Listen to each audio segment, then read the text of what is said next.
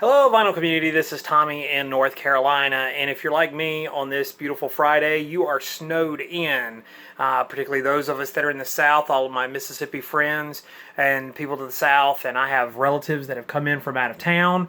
We are stranded, and so they're upstairs watching some Christmas movies, and I snuck down here to make a video for you guys showing you some of my latest pickups, because sometimes these videos are interesting and whatever, and I do have a question contained here, so let's just get right to it.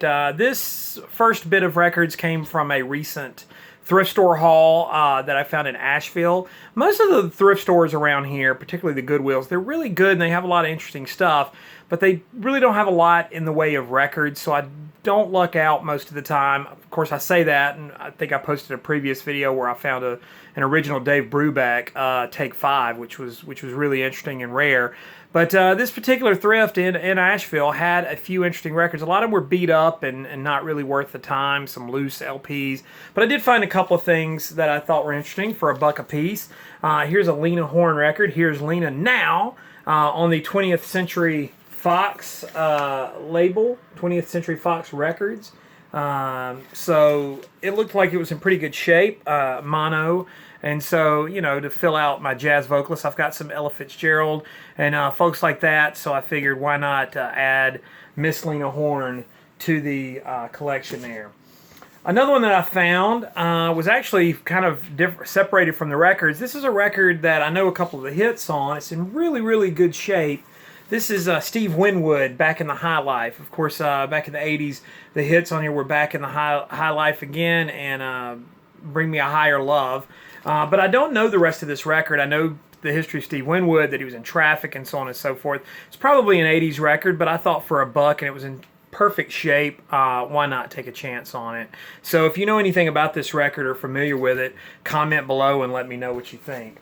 Now the next one was a little bit of a gamble because it was a record that I already had, but I wasn't sure about it. Days of Future Past by the Moody Blues, which is a record I do quite enjoy. I'm not a huge Moody Blues fan. I do like this record for what it is, but you know, I don't. That's about as far as my Moody Blues. Sorry about that. Moody Blues goes.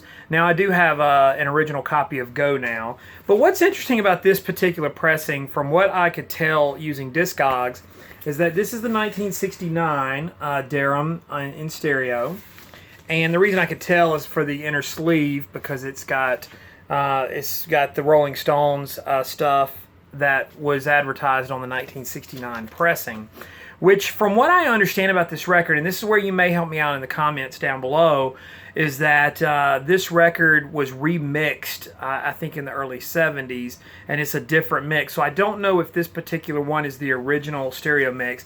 I do have this copy, which is probably in a little bit better shape, but from what I could tell, this is a later pressing.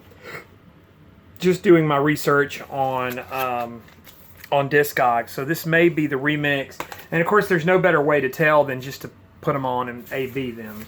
But those are my thrift store finds. Like I said, for $1, you know, what could go wrong? I mean, you know, I've spent more than that on records. The next one was an order that came in from WEA, Warner Electric In Sound, which was quite interesting and had some really good stuff in it. And so it came in, and I just will share these with you real quick. This is the Rainbow Folly, Sally's Fourth, which was a Record Store Day release from a couple of years ago. It was on the Parlophone, and I showed you in my colored vinyl video these beautiful Parlophone. That's a splatter on the Parlophone. This is in mono, I believe, and these are really good, interesting records. I've got a few of these, and I think I've got most all of them. But it's got the sort of the original jacket, of course, with the Record Store Day sticker and everything.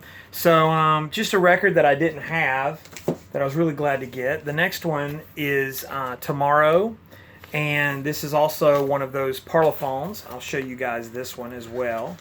This is a beautiful vinyl splatter again. And so I believe both of those are in mono. But just a couple that I passed up a couple of Record Store Days ago, and so really, really stoked to get them. The next one's a record I really enjoy quite a bit, and if you follow me on Instagram and Twitter, that's TommyBurton75. Wilco, the self-titled album that came out probably about 4 or 5 years ago. Yeah, I'm a big fan. I like Wilco quite a bit. I'm not like a super fan, but I enjoy the stuff that I hear. And this album in particular, I'm a huge fan of Nels Cline, the guitarist. And this is a beautiful, beautiful record. It's very quiet. It comes with a CD, which I already actually had the CD. Inner sleeve with the nudie suits there. And I'll go ahead and pull this out for you guys and show you.